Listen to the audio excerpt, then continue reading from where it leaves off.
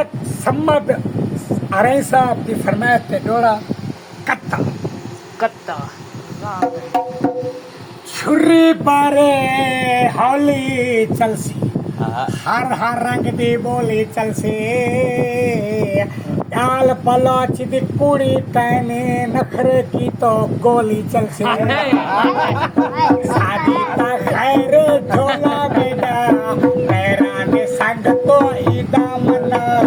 सादी ने भेसी सादा खुदा पैरा ने संग तो ईदा मना काविश में दा ईदा दा चला वे गालता सादी तमन